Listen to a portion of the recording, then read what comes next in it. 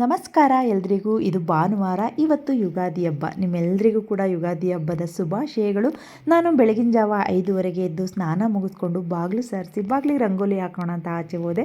ಅಷ್ಟರಲ್ಲಿ ನಮ್ಮ ಅತ್ತೆ ಬಂದರು. ನಮ್ಮ ಅತ್ತೆ ನಾನು ಇಬ್ಬರು ಸೇರಿ ಬಾಗಿಲಿಗೆಲ್ಲ ರಂಗೋಲಿ ಹಾಕಿ ದೇವ್ರ ಮನೆಗೆ ಬಂದು ಪೂಜೆಗೆಲ್ಲ ರೆಡಿ ಮಾಡಿ ಅಡುಗೆ ಮನೆಗೆ ಬಂದು ಹೆಸರುಬೇಳೆ ಮತ್ತು ಕಡಲೆಬೇಳೆನ ನೆನೆಸಿಟ್ಕೊಂಡು ಒಬ್ಬಟ್ಟು ತೊಟ್ಟೋದಕ್ಕೆ ಕನಕನೂ ಕೂಡ ನೆನ್ಕೊಬೇಕಲ್ಲ, ಅದರಿಂದ ಕಲಸಿ ಎತ್ತಿಟ್ಕೊಂಡೆ. ಹಾಗೆ ಹಪ್ಪಳ ಮತ್ತು ಸೊಂಡಿಗೆನೂ ಕೂಡ ಕರೆದಿದ್ದಾಯಿತು. ಇವಾಗ ಒಬ್ಬಟ್ಟು ತೊಟ್ಟೋದಕ್ಕೆ ಎಲ್ಲ ರೆಡಿ ಮಾಡ್ಕೊಂಡಿದ್ದೀನಿ. ಒಬ್ಬಟ್ಟಂತೂ ತುಂಬ ಚೆನ್ನಾಗಿ ಬಂದಿತ್ತು. ಯಾವುದಾದ್ರೂ ಅಡುಗೆ ತುಂಬ ಚೆನ್ನಾಗಿ ಬಂದರೆ ಅವತ್ತಿನ ದಿನ ಎಲ್ಲ ತುಂಬ ಖುಷಿಯಾಗಿರುತ್ತೆ.